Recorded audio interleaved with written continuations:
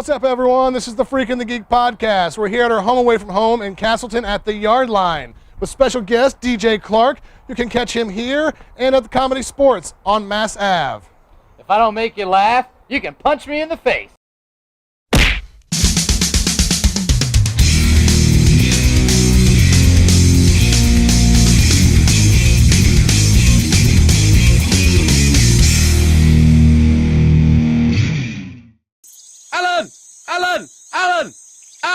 Alan! So basically for usual suspects, we just give a rundown of basic DJ questions, figure out what it takes to be a DJ. What is the stupidest question you've ever heard? Will you play me some Justin Bieber?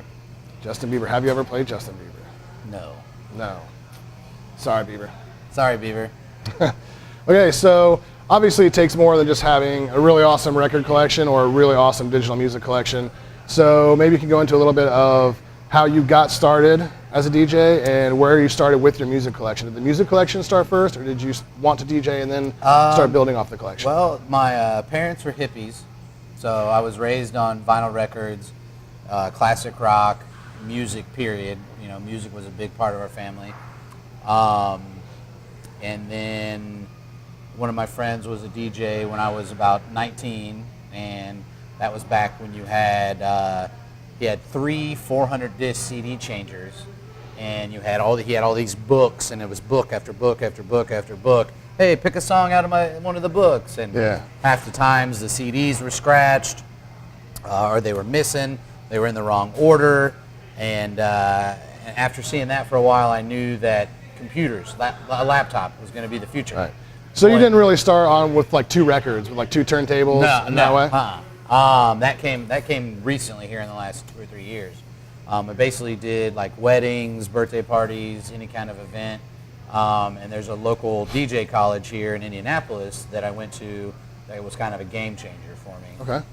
It's ran by 2 or 3 of the best DJs in the city, and you can sign up, take classes from them, and like basically what I was a MC, get on the microphone, talk a bunch of junk, and then play really good music.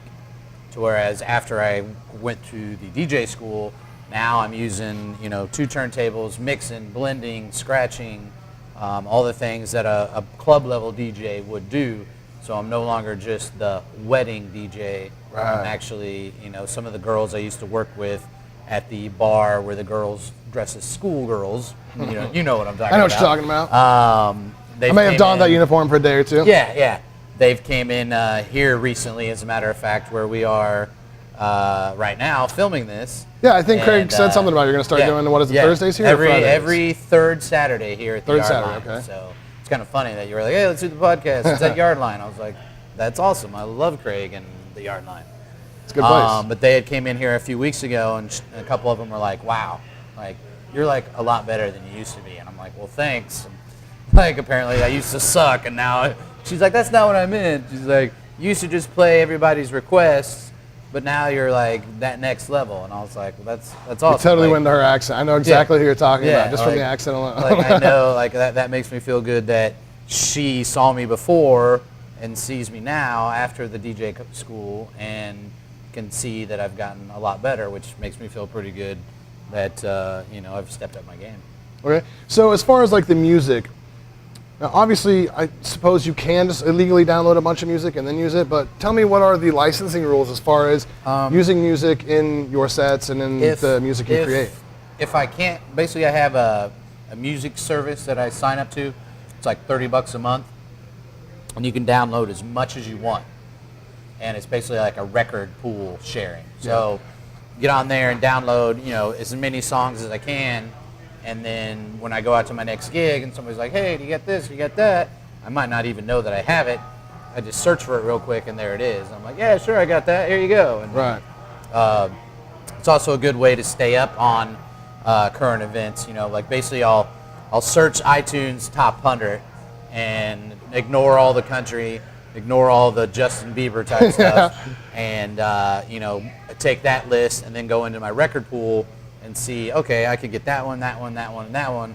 So as many of them as I can get under the $30 a month, load up with that, and then go from there. Okay, now when they go through that pay subscription where you pay $30 a month? Are the artists getting a piece of that? I don't really know how it works, to tell you the truth. You just know it's legal and legit? Yeah, and I you're in know the clear. that it's currently legal, so.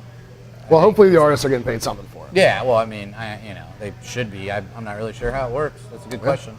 We'll look into that for the next one. There you go. You can bring in one of the guys from there to do a podcast with them. Have you ever mixed with actual vinyl records? And I have. Can you explain like the difficulties and the technicalities between actually using two turntables and using two vinyl records? Because I run Serato, which is vinyl records, and it controls all your music that's digital. So you're using vinyl records, but you're just not changing them out every single time. When I was in the DJ school, I went in one day and he was like, okay, we're going to mix on vinyl today. And I was like, just like actual vinyl records. And basically the old school DJs, you had to go through every single record and tag it and say, okay, this record's 86 beats per minute. This record's 96. That's what I was going to ask you, like how do you match the beats up? So you have to have that. So when you're not using the digital aspect and you're just using two vinyl records, it's all about your ear. And you got to listen. You have to listen. And basically the simplest thing that I learned the very first day of the DJ school, I was never in band or anything like that. So the 8 count, 1 and 2 and 3 and 4 and 5 and 6 and 7 and 8, and that's everything. Like everything music is 8 counts at a time, whether it's 16 or 32, sometimes 64, but not really. Yeah. Basically, except for some like crazy reggae dance hall type stuff and classical music, everything is in that same time. Okay. So then it's just a matter of listening to it and kind of every DJ has their own method. Like you basically have to make yourself keep the beat. So some DJs bob their head, some DJs tap their feet, maybe pat their hand on themselves somewhere. I personally like to borrow from one of the teachers at the school, Cool Hand Lex, and he kind of does a thing where you're more like, where you just kind of like feel it, you're like, you feel it, and you feel it. So like your whole body becomes the beat counter. Okay. So when you have the two turntables, is it like the old school where it just has like 45 and what was it, 90? Like 90 and 45 switch? 33 and 45. And so do you have like a dial that you actually switch to match up the beats? Or turn to match up the beats? That's not really, that doesn't really come into play as much as you have a pitch control at the top of the turntable that goes from like -8 to +8. So if this beat on the left deck is 100 and the beat on the right deck is 105, you have multiple options. You can either slow down the 105 and speed up the 100 to meet right in the middle at 100. How do you slow them down and speed them up? You actually do that with your finger? The first thing you would do is you want to get them it's basically called setting yourself up for success. So you would try to get it as close as possible before you even drop it. So your 100 beats per minute track is spinning over here. You're in your headphone, you can hear it, you cue it up, and you drop it in a couple times in your headphones as close as you possibly can get it. If you nail it perfectly, that's great. If not, you don't really want to go live and fade over and have it train wrecking, because you've heard so that in that sometimes. situation, you would just wait for another 4 beats or 8 beats. You would and then pull it back. You would pull it back in? and because you always want to start on the 1. So this beat's over here going 5 and 6 and 7 and 8 and 1. Okay. And you drop this So you just go to the record. next measure then. Right. You drop this record, and it's all about the breaks, getting in and out of the breaks. You don't want to halfway through this verse bring in the beat from the other song, because then it's just this verse ends and there's still 8 bars before this song starts. Exactly. What you want is to get out of this break, the very last word that he says over here, and then you're over here on your other side of your record. Is that kind of where scratching came in, you think, where people were trying to like match up the time, like while they were actually live? I mean, the very first scratch that was ever invented was the baby scratch, and that was just where the record is live and you're just kind of scratching on it, and that's all you're doing. Like that was the. Do you think that sort of came from beatboxing? Because it seems like to me that was sort of like around the same time. Possibly. I mean. Or maybe that's where beatboxing came from, vice versa. They definitely, that whole culture of hip hop music, beatboxing, breakdancing, definitely all kind of came together at the same time. I would personally believe. Yeah. So it's a matter of opinion. I'm sure people are screaming right now in front of Google, you got it fucking wrong. Yeah. But that's Oh, yeah, okay. sure. We don't have a Google check right now. When we film on Wednesdays and Saturdays, we have Google checks. So. I mean, you already figure there's going to be a couple racist comments, and then a couple of always terrorism comments, and then a couple people calling us gay. Do terrorists scratch records? I don't know. I know in Ibiza, DJing is huge over there. So I wonder if I don't know. I mean, you see those crazy videos of them online where they're like drifting cars and like doing all this like American stuff? Probably the funniest video I've seen that's close to that is a DJ mixing, and there's no wires connected to his equipment at all. It's a video that quite a few of the DJs here in town have passed around. There's a page ran by one of the most famous indie DJs, Top Speed, called the Animal Crackers. That's on Facebook, and they're always posting stuff like that, just random things. And they posted a video, and this guy, he's all, and the music's playing, but then you can see the backside of his mixer and his. So he's not actually making the music. And they're not plugged in at all. And because that's a big debate too right now, is like the EDM DJ, where they're basically just like, oh, whoa, like turning a knob up and down and jumping up and down, and they're not I've seen really. some stuff where they were saying like even some of the like top, what was that DJ that overdosed on heroin? Steve Aoki. Well, I don't know about him. wasn't Slater. He got in that plane crash first with the drummer from Blink 182, Travis. He might be from Blink 182. I can't even think of his name. He was married to that girl from Baywatch, man. They had their own show on MTV for a while. It's covered in tattoos. It's been a while since I paid attention to MTV. Yeah, I can't remember the guy's name, but that was one of the things they were saying about him was that he actually had just like recorded songs, and then when he actually went to parties, I wasn't actually DJing. He was They're playing his pressing track. play. And pressing play and then miming, turning knobs and buttons and shit. It's pretty sad. Yeah, so that actually does happen. It does happen, yeah. Wow. And some of them make a lot of money doing it, which is really bad. So how do they get to that point where they're making enough money that they can just fake it like that? I don't know. It's one of those things where they know the right people with money, or that's another thing that the DJ community passes around is everybody's a DJ until you put a set of turntables in front of them. right? And then they're like, well, my hand hurts. I gotta go. Like, like the whole CDJ thing, or you're using a controller and you're just pushing a button to syncing it, and it's like there's so much more that goes into that. And the casual person who sees a really good DJ who's mixing and blending, and they don't think that he's really doing anything. Oh, you're just playing songs. No, there's a lot more that goes into it than people would think. But it's because of those ass clowns, as I like to call them, that Rightfully so. Yeah, that people think, oh, you're just back there pressing play, and it's like, man, there's so much. You're adjusting your pitch, you're adjusting the timing, you're counting the beats in your head, you're getting ready, you're thinking about the next song. It's kind of like playing chess. You're trying to think 2 or 3 moves ahead to get yourself set up, because if you do this perfect mix and you don't have anything to follow it up with, then it's kind of pointless. Right. Like, hey, that one mix you did was great, and then the rest of your Just sort of fell on your face for the rest of the hour. Yeah, exactly. Like, you don't want to do that.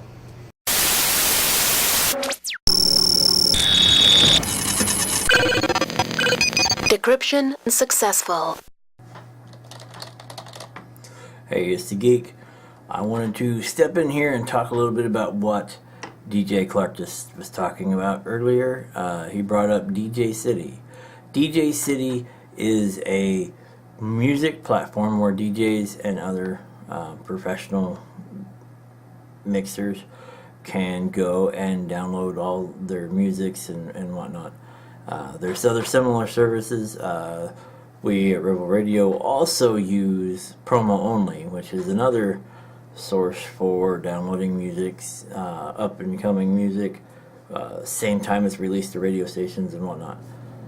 One is for radio stations and VJs and stuff, and Promo Only offers videos, back catalogs, etc.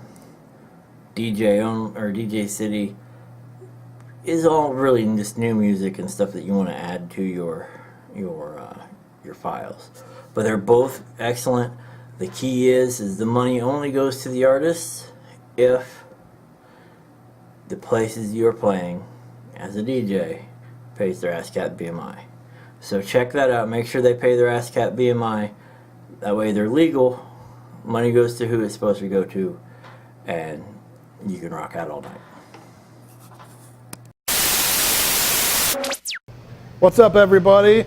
We're back now. Geek was just schooling you guys on the difference between promo only and DJ City, so you can share your music while DJing or in public spaces without getting pinched.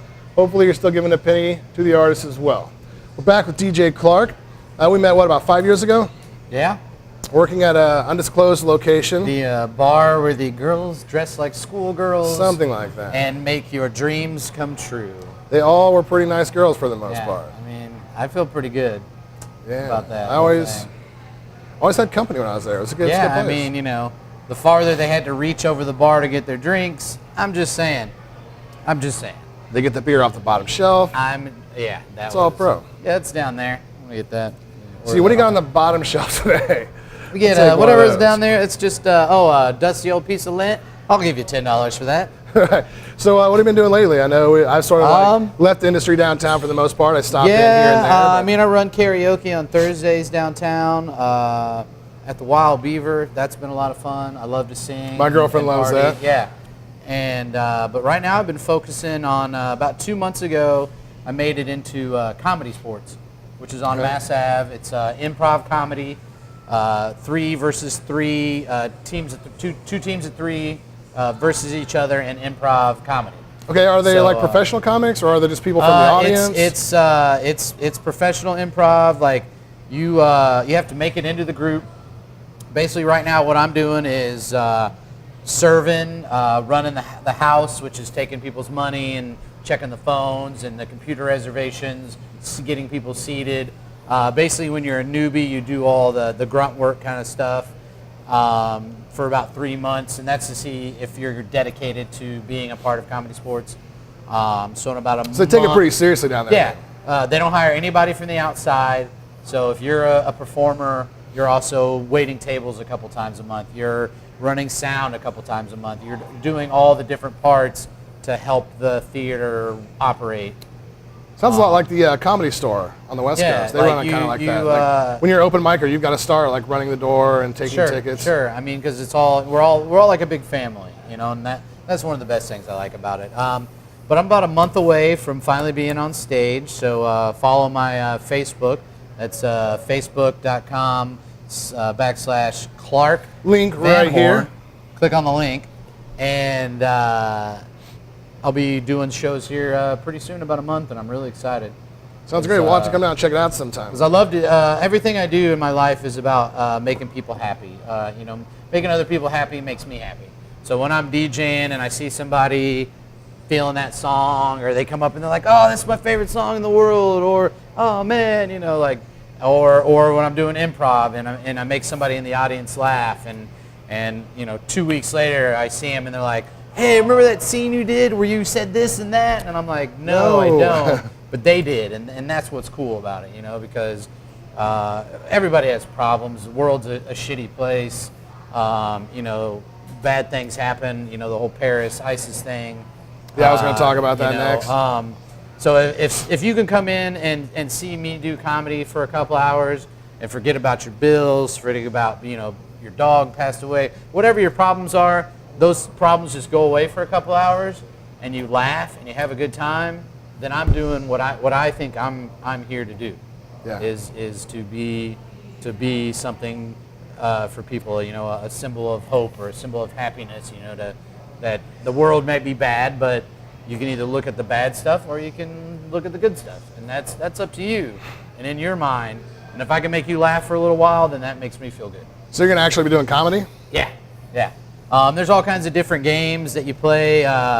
Some of the games are head-to-head. Some of the games you take on just teams. Man, there's really so much about improv that is just so much fun, because you get a suggestion from the audience. You have your game. One of the things I like about Comedy Sports is you don't know what you're going to play. They have this big board. It's called the Boing Board, and that basically has every game that we play at Comedy Sports. And say it's your birthday, so we'd bring you up on stage, and you would put your hand in this bucket of like ping pong balls, and they'd have, say it'd be like G48, and we'd look over and we'd play whatever game that was. So we didn't know what game we were going to play. we just take our improv skills and apply them. So you've got to start, excuse me, already as a funny person then. I mean, yeah, you know, and because there's comics that can actually, like, they have a set that they work on, and they got their 10 minutes, when they kill it for that 10 minutes, Yeah. but when it comes to improvisational stuff, they're just really terrible. And the difference between stand-up and improv is stand-up, you have your set, you have your 10 minutes, whatever, and when you get up, because I've done a little bit of stand-up and been a little bit of success, but stand-up, the audience is like, make me laugh, mortal. Yeah. No. But improv, they're like, oh my gosh, these people are just making everything up as they go. I love this. It's night and day. Yeah, at least then you kind of have an improv. excuse because you're not necessarily performing an act that you've already done, so people exactly, kind of cut you a little bit of slack. So when you think of stuff off the top of your head, and sometimes the best improv is when you do it so well that people are like, you guys practice that. Because we do a lot of musical improv where you have to like rhyme or rap and stuff like that. And when you really nail something, people are like, that's made up. And you're like, no, like they just did that. Like that's never been done. I feel What like you saw I would be tonight terrible at that. You'll never see it again. And and some people there's Comedy Sports offers classes, so people that are a little social anxiety, maybe you're one of those people who's like, you can take some improv classes and you can be a little more outgoing and some people take it for their job where they're like, oh man, I took this class and it helped me be a little more outgoing and thinking in my head and because people tend to get inside their head too much and think and think and think and think. Where improv, it's bang bang. I mean, there's no time. It's hey, give us a suggestion.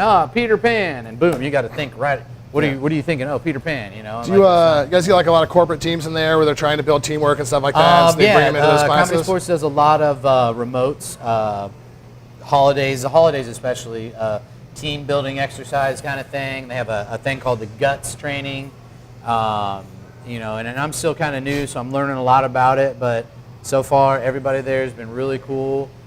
It's on Mass Ave every Thursday, Friday, and Saturday. It's all ages, so if you got your kids and you're looking for something fun to do, especially kids in like the 10 to 15-year-old range, like if they can yell out a suggestion and see a group of adults act out what they said, they just love it. So it's all like, PG-13 then, or do they allow like a little bit of leniency? Thursday nights at 10 and Friday nights at 10, there's adult kind of shows. Yeah. But the rest of the time, it's kids, family friendly. I'll look out in the audience and there'll be 2 or 3 birthday parties, and it's like, man, that's great that it's clean and family friendly because it's a packed house. And some improv or comedy groups, they're more adult and dirty, and there might only be like 10 or 15 people there, and it's really hard to have a good comedy show when you don't really get the audience energy involved. The same thing as DJing. When you're DJing in front of 8 people and 2 of them are old guys on Yelp complaining that you played hip hop at 11:30 on a Friday night. Well, yeah, old guy. That's what we do. You should be at home, like you came to this bar where girls are half naked, dressed like schoolgirls, and you're complaining that I'm not playing Leonard Skinner. Well, yeah, that's because it's 11:30 at night, buddy. But it's not NASA. You didn't come here for rocket science. Yeah, they missed You came here for wings. They missed the 3 p.m. show, unfortunately. Exactly. Yeah.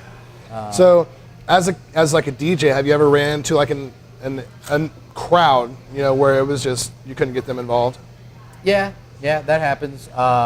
Which is worse, do you think, as far as like stand-up comedy, just eating a bowl of dicks, or as a DJ? I think as a stand-up comic, because if I fail as a stand-up comic, it's all on like my thought process and the jokes that I made up. But I've never really failed as a DJ, like because even those nights where the old guys were on Yelp making the reviews that eventually led to my demise. Thank you, Yelp. At that said bar, the nights when that I was DJing, the staff still had a good time. Or you look around the bar and there's like the guy doing this, and he's digging the song, and so you got those little tiny battles, and then when the place is packed and everybody's freaking out and having a great time, then that's obviously like the high that is also associated with crushing an improv show where you get out and you do some stand up, you do some improv, and the end of the people are clapping and woo, you know, and like they had a good time, and people bring it up to you, you know, weeks later, and you're like, that's awesome. Like I impacted you in that hour or two enough for you to remember it down the road, and that's pretty cool. I like that. It's definitely one of the parts. So that was the good thing about the location that we both worked at was not only the girls, but we got to see every UFC pay-per-view, every Fox fight. I would like to say that every single one of them. When I DJ'd at the bar, Ronda Rousey was undefeated. So I'm pretty sure it's all their fault that because I don't DJ there anymore that Ronda Rousey lost. Just saying. I think Floyd Mayweather is going to back me up on that. I think actually he's on her side now. I saw some shit. Yeah, no, I did see that. Yeah, saw some shit online today where that. The whole he was telling her like pick herself back up and if she needs some help with boxing, he was there for her. Right, because I mean she clowned on him pretty good when it was like. They were both kind of at each other's throat though. Yeah, like the whole I would make fun of you, but you can't read, so it doesn't matter. Yeah, I don't really like pretty people hard. making. I felt so bad for him when they brought that when they actually played the tapes. Have you heard the tapes? I think that went too far. Like, make fun of me, but don't play that fucking tape ever again, man. Yeah, Jesus I mean, Christ. you know, he can. It was brutal. Either It was, one of them can punch both of us in the face and knock us out. yeah. So you know, it's six in one hand, half dozen in the other. It was one of those shows. I think that like Wendy Williams does a lot. It's like a radio show, and they actually played the tapes of him trying to like read promos that they were going to have him for advertisements, and he was struggling about like a third grade level as far as reading. And One of my favorite memes I've seen horrible. is that Ronda Rousey loses one fight, and all of a sudden she's Mike Tyson. Yeah, well, there is a correlation there. There's Anderson Silva, all these people that had this veil of invincibility. Yeah. And that's what's most interesting is to see how they come back from that. Sure. You know, are they going to come back fucking 10 times more badass? Yeah. Or are they never the same fighter? I do remember almost throwing up on the spot when I watched Silva break his leg.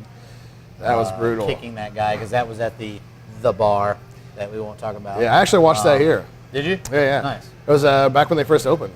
Okay. When they first opened here, and I was helping out a little bit. But that's right. Yeah. it was, I felt really bad just because the first fight ended the way it did, where Anderson was sort of clowning around and he got dropped. He deserved that one, though. He had that coming for so long, though. The whole, I mean, you just can't, you're going to get knocked out of it. And then the second fight, he breaks his leg. So Weidman's like never really validated as the fucking champion because the first fight was a fluke, the second fight was a fluke, and people are just now starting to see. Got a friend here. People are just now starting to see how badass Weidman actually is, and that it was no fluke. Yeah. But even then, when you saw Anderson Silva come back against Nick Diaz, did you see that fight? He wasn't the same fighter. He was, for the whole first round, he was I did see that. He was really like afraid to engage. And then, yeah, I do remember that. I mean, which he is a counter puncher anyway, but it seemed like normally it would take about a minute for him to like settle in, and it took the whole round. Yeah. And Diaz was clowning him the whole time, like pretending he was sleeping on the mat. And Yeah. Okay, I do remember. stuff. That might have been the last fight I seen as far as UFC goes. Yeah, I love Nick Diaz, man. He's great. But so back to Ronda Rousey. The craziest thing ever, which I don't think, did you hear about what happened in Vegas? They had to actually shut down the cage at one of the casinos because they lost so much money on people who bet on Holly Holmes because it was like negative 1,200 in Rousey's favor. Yeah. So if you bet $1, you won 120. So for people in Vegas who bet like $1,000, $10,000, they made such a ridiculous amount of money. They didn't have enough money in the casino to cover it. So they had to close down all the cages and then wait and pay everybody over the course of like 2 or 3 days. Wow. Yeah. That many people bet against her, too. So- That's funny. I was surprised that many did. I heard the odds but- are 8-1. Well, when you start talking about Vegas and like degenerate Vegas gamblers, changes it, yeah. there are guys, I know a guy, I wouldn't call him a degenerate gambler, but he's voted against Ronda Rousey in every single fight after her third fight because the odds are so far in her favor that eventually he knew she was going to lose. Eventually she's going to lose and he's going to cash on that payday and he's going to make more than what he lost in all the other ones. Unless she goes on like a 1,000 fight win streak or something. I know a few. I would classify myself as the almost degenerate gambler. I'm in a fantasy football league, and the minimum that you can be in is $20. The maximum is as much as you want. So we all blind bid, and our draft this year, the first pick in every round went for $1,200. Second round was $1,100. Wow. Me and my partner in the league, we bid $575, and we picked sixth. So the day of our draft, there was already $3,000 in our league. Last year's Super Bowl winner got about $3,500. Wow. So it's a pretty big time money league, and that's for me. That's what makes it fun. Yeah. I used to be really big into fantasy football, and then I saw like a pattern forming. And the fucking people that always won were these girls who didn't know anything about football. I didn't set my lineup. Forgot to set their lineup, forgot this player was injured, and they were still fucking winning. Yeah, that's what I like about our league. Although my current record is 7-5, we play three double headers a year just to make our schedule even, and we also keep track of our all play, which is if I would have played every single team instead of just 1 versus 1. If I'd have played everybody in the league, my all play is 80-30. Wow. So I would have won 80 games and lost 30, but my real record is 7-5. And that just pisses me off because like I'm just getting bad luck where it's like I've lost a game by a point, another game by a point, another game by 3 points. I have the most points in our fantasy league, and this is the first week that I've been this highest scorer for the week. Yeah. And with that, you get a $50, you win $50 for each. Have you heard about this online gambling company? Probably not allowed to say their names. Oh yeah, but their initials are DNK. They're probably going to make it illegal in Indiana. Well, not only that, they almost had to shut down their website and everything Really? because they lost so much money on the fight. Okay. And Because they're basically, doing, I mean, it's the same thing as the online poker, except it's with fantasy football. right. No, this one's, they do fantasy football, they do everything. You can get a fantasy okay. MMA team, fantasy boxing team. Wow. And so then they do this over-under. And you can bet on the round that it ends and how it ends. So they're risking like losing so much money just in that aspect. Yeah. But then for something to come along like the fight that just happened this weekend, I mean, because she had never went past she'd never been out. the second round, I don't think? No, I think with her somebody fight took her with to the Misha second Tate, they round. went to the second or third round. I think we went to the second round. But it was late in the second round. I think it could have been the third round, but she'd never been dominated like that in the first round or ever. Yeah, did she get knocked out in the I first think. round? Yeah, no, second round. So it was the Second second round, yeah. But she fought Liz Carmouche, who was one of my favorite female fighters just because she was the first girl to take it to Rousey. She got her back in the first round. She went for a rear naked choke, but she ended up getting a neck crank. And she had like the sickest neck crank. Like I thought her neck was going to break. And Ronda bit down her mouthpiece and toughed it out and then ended up, I think, armbarring her later on in that round. But her last 3 fights didn't last any more than like 35 seconds or something. Yeah. So it was... That's another one of my favorite memes. I wouldn't last more than 35 seconds in bed with Ronda Rousey either. Well, the weird thing is her coach in that I like the guy, so I don't want to say anything too terrible about him, but he just filed bankruptcy. And he claimed that for 2014 and 2015, he made $0.00. Right before he filed bankruptcy, he turned controlling shares of his gym over to somebody anonymously. And then filed bankruptcy, claimed that he hadn't made any money last year or this year. And then he used to always have like a crew cut. His hair was like short like mine or yours. Yeah. Now all of a sudden he's got like long, like George Michael, like flowing hair going. He had a really bad accent before. Now his accent's completely gone. He's wearing these like big, like Robert De Niro mafia sunglasses from Casino. Yeah. And then on top of that, after the first round, when Ronda is just getting pulverized, she's eating straight left after straight left. Her face is all red. She's physically, you can see by her body language that she's frustrated. Goes back to the corner and he's like, "You're doing good, Ronda. All you got to do is watch out for that left hand." Never once does he say, "You got to get this fight to the ground. You got to go back to your bread and butter. You can't stand up with this girl. Don't stand up with this girl."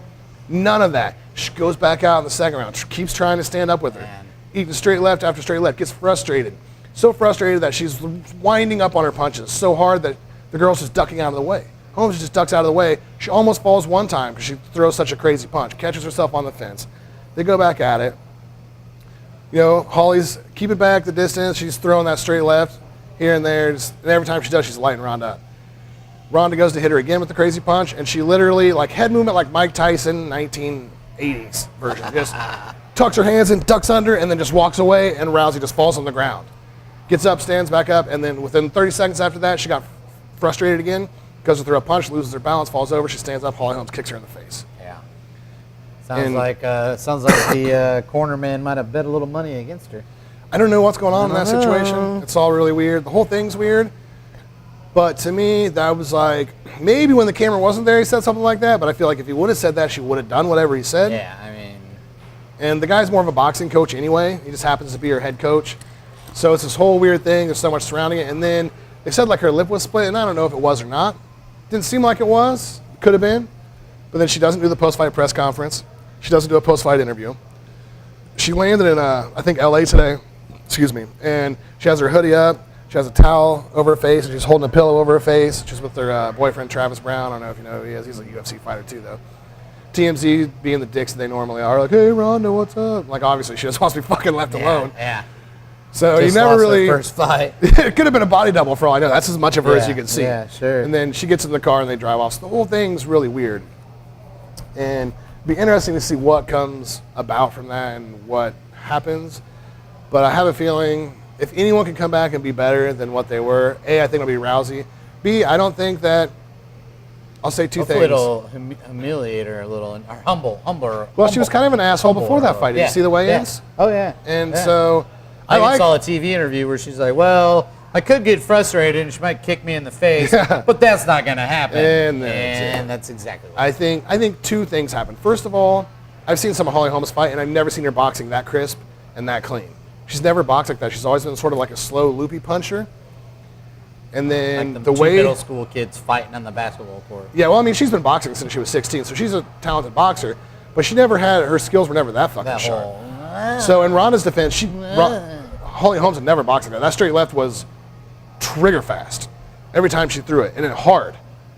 So there's that, and then I just think Ronda Rousey thought she was going to go in there and steam over. I don't think that Rousey thought she had much of a chance. the trap game where you're a undefeated football team rolling in to play the New York Giants and almost lose, should have lost. So I Patriots. think it was ego. I think it was the fact that Holly Holmes completely that and Ronda's fucking schedule, man. You can't if you're the champion, you can't have that kind of a schedule. Yeah. You know. Too much publicity and limelight, not enough training. Yeah, and she even looked a little soft at the weigh-ins. And in her fight, she looked a little more soft than she normally does, in my opinion. Yeah. You know, I don't live her life, so I don't know what she does or whatever. I know what I see, and that's what I'm talking about. Yeah. But, so yeah, that whole thing, it'll be interesting to see what happens with her. Holly Holmes, she was supposed to stay an extra 2 weeks in Australia. She came home right away. She's going to be like a giant media blitz. Oh, yeah. There's so much shit going behind her. Sure. And I think she's the first person, man or woman, to go from boxing, being a boxing champion, to being a UFC champion. It usually doesn't translate well I because the think. boxers get put on the ground and get submitted and they're done. Well, there's guys who have been good boxers, but I don't think there's been a championship boxer actually come from boxing into MMA. Sure. I don't, for sure, there hasn't been a girl do that. If I'm wrong, I'm sure that people will correct me on that. Hey, correct him in the comments below. Right now, let me have it. Yeah, give it to him. One time. So, anyways, we're going to turn this over to Geek Talk now. We'll give it to Chris, and he's going to ask some questions. You guys can geek out about whatever, and we'll come back after that. All right, man. Thanks. All right, guys, check it out. Ooh, check that shit out, man, the internet. Hey, it's Geek here, middle of No Shave November, and you know what that means? I look like a wired up buffalo. Anyway, we're here to talk geek stuff. So, what are you playing right now?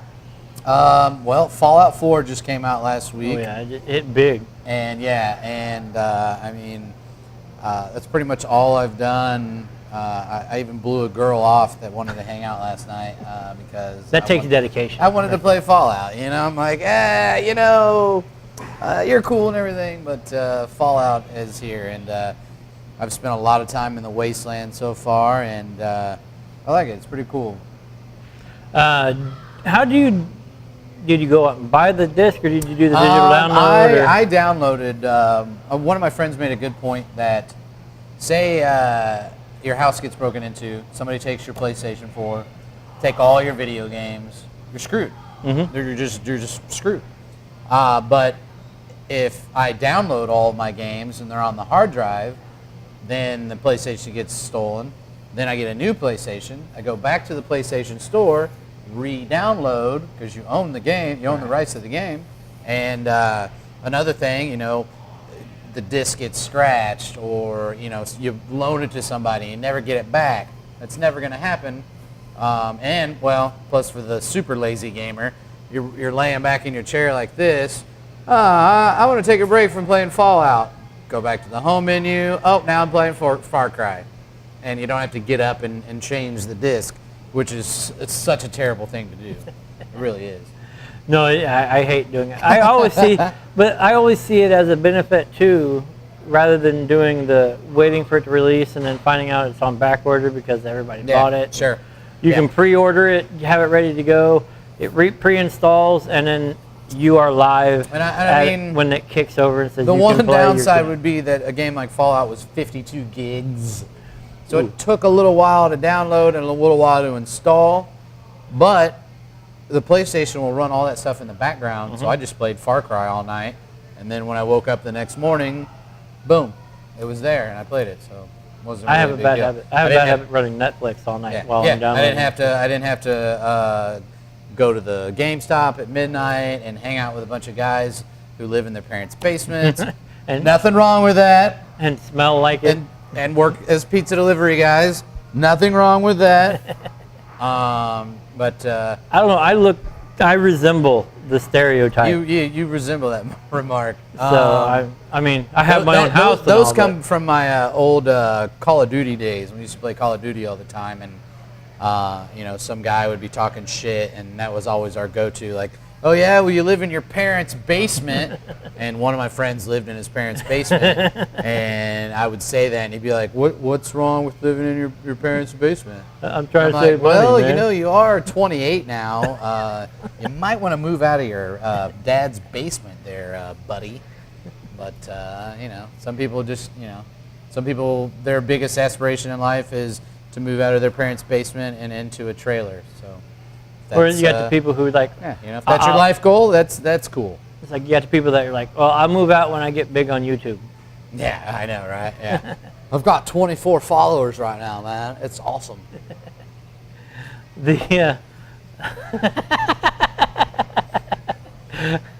We're getting flipped off. Oh, that must be the exact amount of followers. We have 99, dick. Oh, well, yeah, see? You got 99 problems, but YouTube followers ain't one. So what system are you partial to? I know some people are P4, some people are Xbone, some people are... It used to be I had Xbox to game with friends because I had 100 Xbox friends, and then the PS was just to solitary gaming, had the Blu-ray, had the better graphics, but this time around I got a steal of a deal. One of my friends was going to Florida and needed money, so he sold me his PlayStation 4 for $250. I got 2 controllers, Modern Warfare and Far Cry, plus the PlayStation 4. So I just really couldn't pass up on that. Oh heck no, I would have took it in a heartbeat. Yeah, I mean, so I don't have an Xbox One yet, and now that I have Fallout on PlayStation, I haven't even turned my Xbox on.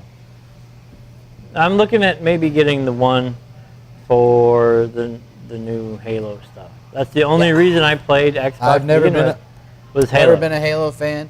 We used to have the squad back in the days. We could get on, and we had 20 guys. We had the Foot Clan that we were in, and we'd get on, and there'd be 6 or 7 guys on, and you could run with a full squad. You could just, our clan name was IFR because I fucking rape, and we'd just win all the time. But you get on those games now, and it's only you and one other buddy, and you're just getting murked, and some 12-year-olds drop-shotting and talking about how he fucked your mom. So it's dude, just, at least I don't have homework tonight. Yeah, exactly. Like, shouldn't you be in bed? You're 14. Stop trying to get your girlfriend pregnant. And, he's like, I'm not 14. Yeah, exactly. My balls just haven't dropped yet. Of course, then you get a picture of some 28-year-old. Yeah. Hey, stop making fun of me. Yeah. The Far Cry 4 I played quite a bit until Fallout came out. Love the co-op in Far Cry 4. You can jump in your friend's game and play with them. And Far Cry is just one of those the games, like being able to sneak around, the bow and arrow, being able to crawl up on people and do the silent kills on them. That was I love that kind of thing. That was my favorite thing with the Call of Duty stuff. That's what got me into playing that. And I branched out as soon as I started seeing these in other games and more. Because there's a lot of girls. In depth. A lot of girls are like, oh, you're playing video games. But as a man, when you get online and you have 5 of your best friends and you're all in a party together and you're talking shit, oh, we got drunk and Stacy gave me a blowjob on the way home last night, and you know, it's a way to be social without leaving your house, especially in the winter. It's cold, there's snow, it's rainy, it's shitty, it's dark at 6 o'clock. I mean, you know, and sometimes you just honestly you want to sit around in your underwear and play video games. Yeah, and sometimes it's not even about the video games. This is about the being able to shoot the shit with all your buddies, and that in itself is a way to release stress. You know, blowing stuff up, sneaking into a base, slitting everybody's throat. You know, and the old adage, if there's no one left to see, then no one can see. You know, so you kill everybody and no one can sound the alarm because they're all dead. That's one of my favorite ways to play it. Now that goes back to my Tenchu Stealth Assassins back in like PlayStation 1. Just killing everybody. That's how far back I go back. Like favorite Nintendo. games for 2-player co-op was Splinter Cell Blacklist, because you're Sam Fisher, the other guy is the other guy is the black Sam Fisher, because you know video games have to walk that racial equality line, but and just to be able to go through a compound and you know mark guys and sneak up and cut them and you know do the dual execute kind of thing. I mean that just you stand up out of your chair and you're like yeah, fist bump like good, exactly. Get that out. And then you cry yourself to sleep at night because you're single. But you know that's in between. That's neither here nor there. That's why you do other things to make people interested, and then you. Right. Exactly. Well, we're gonna throw it back to the freak. This has been the Geek. All right, everybody, that was Geek Talk with Chris the Geek and DJ Clark here talking about Far Cry and Fallout. See, this is why they talk about the geek stuff and I don't. 'Cause I am ridiculous. So, speaking of video games and how terrible I am at them, I wanted to bring up, I play Call of Duty with my nephews. And just 3 quick stories on that. They have to count to 10 Mississippi before they start killing me because I'm so fucking terrible. I'll see them and I'll just start shooting all around. I can't like get my composure and they'll just run up and stab me in the fucking neck. So we have a rule, they have to start, so they have to count out loud so I know that they're about to kill me. And even with a 10-second head start, they still murk me half the time. Yeah, I've recently been shooting, I've got an AR-15 and a Glock, a couple Glocks, and recently got my AR targeted, sighted in, and just been a killer shot. And a lot of people ask me, like, you know, are you training? I'm like, no, really, I think it has something to do with the amount of Call of Duty I've played, because, I mean, when you're shooting, there's a certain feel to it, you know, you, boom, boom. Yeah. And you know, it's like it's not just like you're saying, you're just kind of shooting all around. You know, like. Isn't that kind of crazy how first-person video games have actually gotten? Like how good the first-person feel of it. It's realistic. Like you walk it. Like I walk into the gun store and I'm like, that's an AK-47U. That's a SM. You know, like I know what these guns are because the video games are so realistic. It's pretty silly. And yet, I still don't think we have like a crazy like increase of like child shootings or anything like that. No, mostly those are parents who are stupid, and you know, if your 4-year-old gets your gun and shoots your 6-year-old, it's kind of your fault because you're an asshole and you don't have A, a gun safe, or B, I don't know, keep your gun on you at all times, or you know.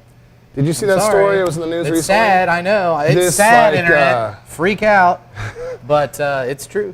There's like a 4-year-old kid. His mom had a gun in her purse, so she's putting the toddler in the buckling him in the seatbelt, and the 4-year-old gets the gun out of her purse and shoots her. It might have been a father, it was a mother or a father. Yeah, I didn't I just saw like the headline of it. Gun safety. I mean, just be smart, be safe, and you know, I mean, I don't know. I didn't used to believe that statistic where they say if you purchase a gun for protection in your house, it's more likely that somebody in your house will get shot with it.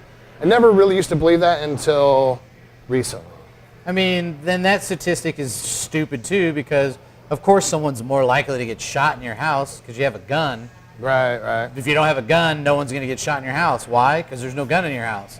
True. So that's like saying, oh, well, if you feed your kids broccoli, they're going to get broccoli sickness. Well, yeah, because they didn't get broccoli They didn't eat sickness broccoli before. because you weren't feeding them broccoli.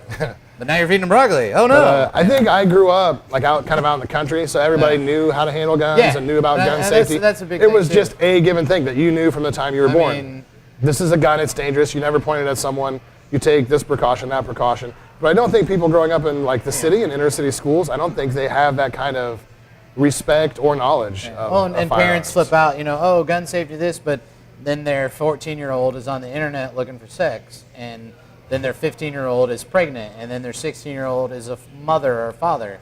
So their priorities are a little mixed up. You might want to... The internet is a fucking game changer though, man. Yeah. Oh, yeah. I mean... It's fuck. How do you even give your can't kid the imagine. internet before they're 16 Yeah, I mean, without... My kid, if I ever have kids, they will have a StarTech phone from the 90s that has 10 numbers in it, 2 of them which are mine, and the other 3 are the police and fire and... Yeah, people actually do that now with like your old cell phone. You can give it to your kid because 911 will still work on an old cell phone even if it doesn't have a carrier plan. Yeah. And so they can still get on Wi-Fi and make calls There's and just make texts through Wi-Fi. too much but- accessibility for that stuff. Yeah, but as far as anything else, you don't have to pay for a plan or anything. It's 911 works, everything else works. Man, hopefully they keep the fucker charged. Something we had talked about when we were in the break was you're on your fast from alcohol, right? Yeah, it's a cleanse. cleanse. It fucking sucks. It's not as bad as I thought it was going to be. I thought it was going to So what are you just doing? literally no booze be and anything miserable. Well, I was afraid because I'm not an alcoholic, but I drink pretty regular. So I was sort of like paranoid through experience I'd had throughout my nursing career and everything else, where I was afraid like I would get the shakes or something like that would happen. yeah. So I bought some grape juice and I brought like little things of grape juice with me to work in case my blood sugar got low from not having alcohol. But absolutely nothing happened. Yeah. So I've been, it'll be 8 weeks Nice. on Thanksgiving. Thanksgiving is when I'm allowed to drink again, the Wednesday before Thanksgiving. It'll be 30 seconds for me. So I'm actually really afraid of how fast I'm going to get easily get dude, drunk your tolerance is gone. after going Your tolerance 8 weeks is gone. without drinking. You're gonna have 2 Mike's Hard Lemonades, and you're gonna be wasted. Yeah, somebody needs to give me You're gonna be taking your shirt off and showing. Oh wait, hang on a second. Do not ice me. Do not ice me. So, but it really actually, I found that I sleep better, which Yeah. I thought would Yeah. be the opposite. I thought it would be more difficult for me to sleep. The alcohol makes you pass out, but your sleep isn't as good, and you wake up not as rested. Yeah. So I've been sleeping better, and then just at work, my thought clarity has been better. So I don't think I'm going to go full back into it how I used to be. Obviously, I have like a 9-to-5 job now, so yeah. it doesn't make sense Welcome for me to to the drink. real world. Exactly. It just doesn't make sense for me to drink the way I was drinking, in regard to that. And my girlfriend tells me every day, I'm so proud of you. And I'm If like, anybody watching has been in the industry, then you know exactly what we're talking about. Where you drink till 5 or 6 in the morning, and then you wake up at like 4 p.m. 2 to 4. That's about normal. Sometimes at noon. That was the really good thing when I was living in Fountain Square, is I was right by the main road. So I couldn't sleep past 11 o'clock in the afternoon because there was so much traffic and Yeah. everything. But your cleanse made me think. I just started doing a meal prep. A girl that one of my friends introduced me to. Her name's Casey Collins. She does meal prep. She's a local girl, right? And local girl, yeah. And Hit her up on Facebook, guys. Yeah, Facebook her. Trust me. It's only like $125 per week, and she's been doing all my meals for me. So I get like 3 meals a day plus 3 snacks. You can do 5 meals a day, but the schedule that I'm on, I'm sleeping for 10 hours a day. Right. So that gives me 14 hours to eat 5 meals. Just didn't work out for me. But the food's really good. One of my favorites is like soft tacos with chicken and bean. That was my next question. What type of food she gives you? Chicken and rice, a little bit of salsa. So she's not just packaging you up like steamed vegetables and boiled chicken. Yeah, I mean, and it's been pretty good. Like I've lost, in 1 month, I've lost 10 pounds just from clean eating. Right. And you're still drinking sugary drinks? From not eating fast food, not drinking pop, drinking more water. I got one of the water bottles that you carry around with you, and that helps me drink more water. Right. Just carry around a gallon jug? It's Start wearing about a headbands quarter of and a gallon. sunglasses? Yeah, I know, right? And but yeah, I mean, for me, I got to 200 pounds, and I was like, I don't want to be over 200 pounds. Right, right. So I was about 207. I'm now down to about 195, and that's only been a month in of eating clean, trying to drink more water. The food's been pretty good. Little snacks like, the fresh fruit stuff. Bananas, oranges, apples. Most of it's organic. She puts them in little recyclable containers. You throw it in the microwave for 60 seconds. And Do you get to keep the containers, or you throw bring them them away? back? Okay. They're biodegradable and recycled. Okay, because I used to know a girl that did that, and she would charge you like $10 a week for the containers, but if you brought the containers back, Right. you got your yeah, $10 Sure, back. sure. But I mean, the food's great, and she's like the whole fitness guru thing, working at a. She got abs? Working at a vitamin shop. She got guns. Like, and she's like, I'm like, all right. Guns are good. Abs You are just killer. killed my masculinity, but that's fine. I'm really funny and I have a great personality, so at least I've got that going for me. But and she's excited about it. She stays in touch if fish and chicken and stuff. And if you don't like something, you just tell her, and she doesn't give it to you anymore. And that's one of the coolest things. You give her the feedback. She caters the meals to you. Because at first I was like, $125. But then you think about it, if you eat out 3 times a day, that's Right. $10. I mean, McDonald's is $10 now. It's not cheap anymore. So that's $30. There's $150. And you're not eating healthy. Right, right. You're eating like stuff. Now, of course, I will say that you get the healthy food, you eat it all week long, and then you get that one day where you're like, okay, Your cheat day. I'm going, boom, Balls I'm deep. getting a cheeseburger, and it's going to be greasy and barbecue, bacon, and that's how you keep your sanity. Speaking of which, have you been to Tie-Dye Burger? I have Somewhere not. on the south side, you gotta fucking go there. Yeah? man. Yeah, that place, we go there every Friday for lunch almost. Okay. The new place I work, and it's amazing. Got 10-ounce hamburgers. They've got, it's sort of like a 70s hippie theme, like everything's Okay. tie-dye and all that. I've seen there was a tie-dye something on Shaylin. Yeah, Tie-Dye Bar and Grill, or Tie-Dye yeah, Grill, that's it, yeah. yeah. Right across from Maybe the car are they dealership. related at all, you think? Or It's actually probably more on the east side than the Right, south no, side. right. But I'm saying, do you think there can't be that many tie-dye I don't think they're related. grill bar? Oh, but they're not? Okay. But they might be, and I might not know, but they're fantastic as far as greasy burgers. So now, does this girl also work as a sponsor, where like do you have like the feeling that you're going to eat some shitty food? Can you call her and she'll talk you down know, from right? it or anything like that? Or I haven't done that so much, but just give her a call at 3 in the it's morning. just- The bar just closed down. yeah. I'm starving. It's a fucking tenderloin. I've had to do There's a that. tenderloin on the sidewalk. I've had to I wanna break eat down it. and get. But the advantage too is that all those days of the week where I'm eating the fresh fruit and the fresh veggies and the good food, is that if I do get a craving and want a burger, I can have it. Right. And it's not a big deal because that's all I used to eat. I would go to Wendy's and then McDonald's and then the Steak and Shake and then the Taco Bell and then and man, And that's not bad for a little while, And- but over time, exactly. all that Cutting adds all up. that stuff out. I mean, and I feel like I have more energy to get up and do simple stuff around the house. Laundry, cleaning up. I mean, I'm a single guy, so living by Right. myself, I can let laundry go for 2 months. Why? Because I have too many clothes, apparently. But living that lifestyle of, I'm out of socks and underwear, time to do laundry.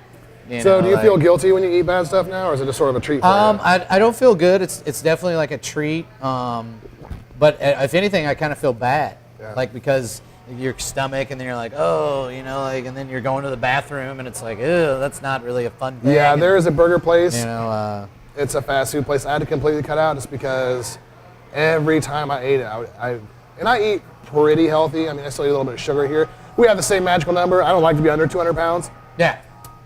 And so every once in a while, I would eat there and I would just feel like shit. I'd be sick Yeah. for a couple days. And so I just had to cut that, which sucks because I love the food, but I feel terrible every time I eat it. Yeah. So it's one of those trade-offs. But I think what a lot of people get confused is they feel like if you're on a diet is something that you do for 6 to 10 weeks and then you're done with it. Yeah. But- This is a lifestyle change, right? Yeah. And I'm if you tired just- of feeling like shit. I'm tired, like I could tell my overall stamina was down. My sexual stamina was way in the pits. Like I was getting out of shape, and Yeah, well, that belly gets in the way.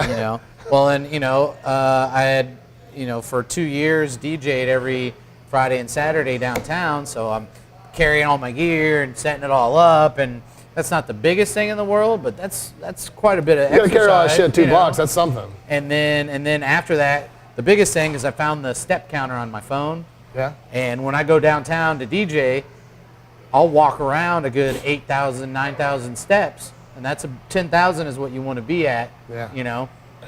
And versus now that I'm not DJing, I'm like, okay, well, you know, Just lost boom, 5,000 steps. yeah. I mean, there's 2 days a week I'm getting the 10,000 steps. I you know? mine automatically turned on when I updated my phone because I had like froze the app and everything because I don't use stuff like that. But Yeah.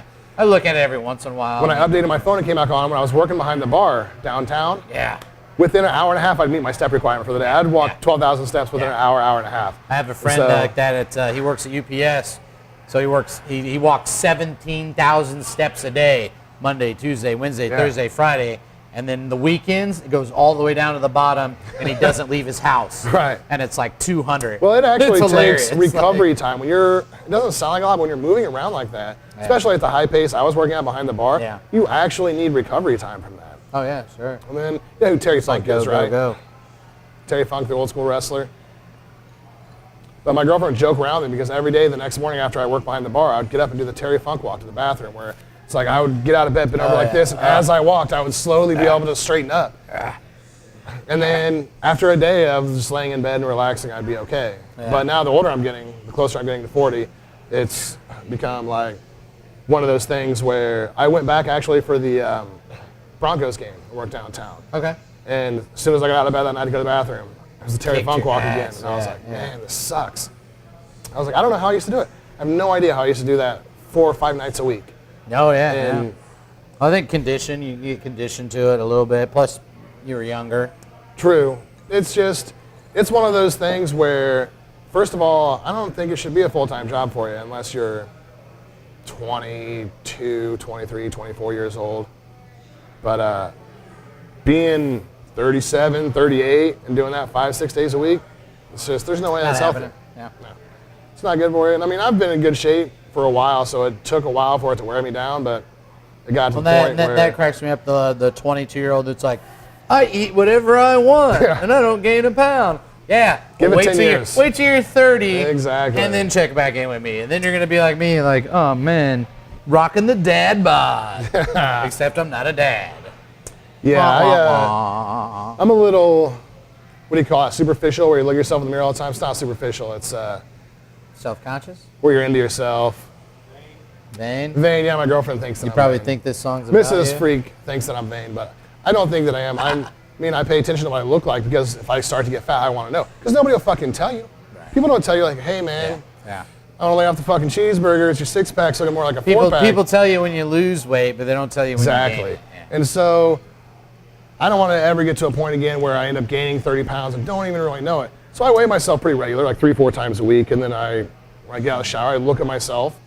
Okay, do I have at least a 4-pack? All right, I'm good. At my age, if I can keep a 4-pack, I'm all right. If I can keep a 4-pack, be over 200 pounds, like I'm happy with myself. That must be why I've worked on my sense of humor and personality so much, because Could be why my personality's fucking terrible.